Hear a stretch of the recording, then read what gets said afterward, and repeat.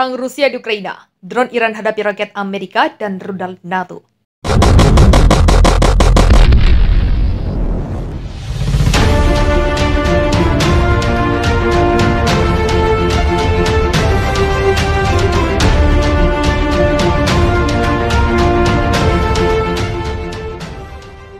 Di permulaan perang pada Februari lalu, Rusia adalah termasuk kekuatan drone militer yang mengerikan. Drone-drone itu menjadi kunci dari doktrin Reconnaissance Strikes Complex. Angkatan Darat Rusia yang mencari dan memetakan secepat mungkin target serangan artilerinya. Dalam barisan drone tempur Rusia itu termasuk Orlan 10, Orlan 30, dan Zastava dengan spesifikasi kemampuan terbang rendah. Juga yang berukuran lebih besar dengan spesifikasi terbang medium altitude, long endurance seperti Vorpots, R, dan Orion. Sekarang 6 bulan perang berjalan, gudang senjata Rusia diduga mengalami krisis.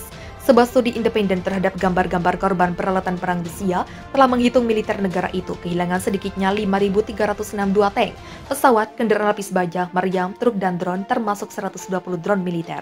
Klaim yang disampaikan kubu Ukraina bahkan lebih besar lagi, yakni sampai 847 drone Rusia yang berhasil mereka runtuhkan. Kalau Rusia tak menyerah atas kehilangan besarnya itu, Pos menyebut kalau setelah beberapa bulan negosiasi dengan sejumlah pejabat Iran, Rusia setuju membeli drone dalam jumlah besar.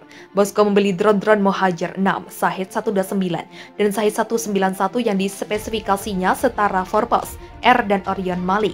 Negosiasi itu memberi situasi ironis bagi Rusia karena selama puluhan tahun sebelumnya berperan menyuplai Iran dengan persenjataan yang lebih maju. Tapi faktanya Rusia saat ini membutuhkan tambahan drone untuk mendukung kebijakan perangnya. Dan jelas sekali mereka tidak membuatnya dalam jumlah yang cukup di dalam negeri, kata Zahari Kalinbord, analis senjata permusnah massal di SCAR, Schools of Policy and Government, Georgi Mason University di Fairfax, Virginia, AS. Menurut dia, drone memang murah dan bisa banyak didapat. Tapi apa yang terjadi ketika drone sampai habis? Krisis drone Rusia terjadi saat Amerika Serikat dan NATO menyuplai Ukraina dengan 28 sistem peluncur multi-roket termasuk M142 HIMARS dan M270 MLRS yang berbasis truk. Persenjataan itu telah menyerang jauh ke belakang garis pertahanan Rusia. Roket-roket itu telah menghancurkan depot-depot amunisi, sistem pertahanan udara, dan markas pasukan Rusia di Ukraina. Mereka diantaranya memberi landasan untuk serangan militer pasukan Ukraina di Kherson. Tanpa pasukan drone, Rusia sedikit saja memiliki peluang untuk bisa memetakan lokasi dan menghancurkan sistem peluncur roket-roket tersebut. Iran sejatinya bukanlah negara yang bisa menyuplai mesin perang Rusia, tapi tidak ada negara lain yang memproduksi drone akan menjualnya ke Rusia. Ini terkait kebijakan pemerintahannya ataupun pengaruh opini dunia yang menyalahkan Rusia atas perang yang terjadi di Ukraina. Adapun Iran telah bertahun-tahun memasok drone ke sekutunya di Timur Tengah. Kata Kalinbord, drone-drone itu telah digunakan antara lain drone Abqaiq, Quraish yang menyerang fasilitas kilang minyak Arab Saudi dan menyebabkan produksi minyak dunia sempat susut 5%. Sayangnya bagi Rusia, drone-drone yang sudah dibelinya dari Iran itu kelihatannya sebagian malfungsi saat hendak digunakan di Ukraina. Pihak Rusia tidak puas, bunyi laporan The Washington Post. Ada juga pertanyaan tentang beberapa lama sebuah drone non-siluman yang terbang setinggi 10.000 kaki bisa bertahan di wilayah udara Ukraina. Dianggap cukup luas dan terbukti bertanggung jawab untuk rontoknya drone-drone Mali buatan Rusia. Pertahanan udara Ukraina juga telah menjadi lebih mematikan saat ini dengan pengerahan sistem rudal Iris, T, dan NASAMS yang dipasok NATO. Kehebatan drone buatan Iran terbukti di Kharkiv, hancurkan artileri dan kendaraan lapis baja Ukraina. Militer Ukraina membeberkan fakta bahwa drone Shahed 136 buatan Iran yang dipasok ke Rusia melakukan sejumlah serangan dahsyat di wilayah Kharkiv dalam sepekan terakhir. Dikira cupu, ternyata suhu. Ungkapan ini sepertinya cocok disematkan kepada drone-drone tempur buatan Iran yang dipasok kepada Rusia untuk digunakan melawan Ukraina. Sejumlah media barat hingga pengamat militer awalnya meragukan drone buatan Iran yang mereka anggap tak teruji, tak mumpuni dan ketinggalan zaman dari sisi teknologi untuk digunakan melawan pertahanan Ukraina. Apalagi muncul berita-berita yang bersumber dari pihak militer Ukraina yang mengklaim sukses menjatuhkan drone buatan negara Persia itu.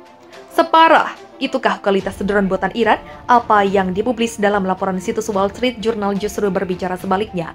Dalam laporan itu mengutip pernyataan Komandan Ukraina, Rusia telah menimbulkan kerusakan serius pada pasukan Ukraina dengan drone Iran yang baru-baru ini diperkenalkan dalam penyebaran ke skala luas. Kulagin mengungkapkan di wilayah operasional brigadnya saja drone Iran yang biasanya terbang berpasangan dan kemudian menghantam target mereka telah menghancurkan 2 howitzer self-propelled 152 mm. 2 howitzer self-propelled 122 mm serta 2 kendaraan infanteri lapis baja BTR. Kulagin menambahkan, sebelum penggunaan skala besar Shahed saat ini, Rusia melakukan tes bulan lalu menyerang howitzer penarik M777-155 mm yang dipasok AS dengan drone. Sejauh ini sebagian besar drone Iran tampaknya dikerahkan di wilayah Kharkiv, kawasan yang baru saja jadi titik serangan besar-besaran Brigade ke-92 dan pasukan Ukraina lainnya.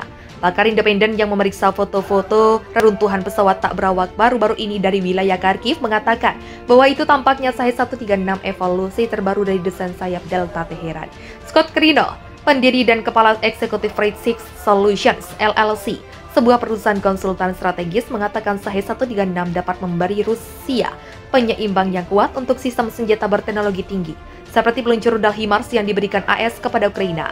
Carino mengatakan Shahed-136 dapat digunakan dengan efek yang besar, dengan satu menargetkan sistem radar dan yang kedua mengenai artileri. Penggunaan pesawat tak berawak Shahed-136 Rusia di Ukraina merupakan ekspansi paling menantang dari persenjataan Teheran di luar Timur Tengah. Di kawasan ini, Iran telah berhasil menggunakan kendaraan udara tak berawaknya untuk menekan Amerika dan sekutunya. Ini juga menyoroti kekurangan dalam program drone Rusia sendiri, yang belum mampu menandingi daya tembak UAV bersenjata yang dikerahkan oleh Ukraina. Kementerian Pertahanan Inggris dalam pemburuan intelijennya pada 14 September juga mengatakan kemungkinan besar Rusia telah mengerahkan drone Iran di Ukraina untuk pertama kalinya. Memperhatikan bahwa Shahed-136 memiliki jangkauan hingga 2.500 km, tampaknya Moskow menggunakan drone ini untuk serangan taktis di dekat garis depan daripada untuk menghancurkan target yang lebih strategis jauh ke dalam wilayah Ukraina. Kolonel Kolagin mengungkapkan drone Iran relatif kecil dan terbang pada ketinggian yang sangat rendah, sehingga sulit bagi sistem pertahanan udara Ukraina untuk mendeteksi mereka. Dia berharap AS dan sekutunya dapat memberi Ukraina teknologi anti-drone yang lebih canggih, atau akan turun tangan untuk mengganggu pengiriman drone Iran ke Rusia.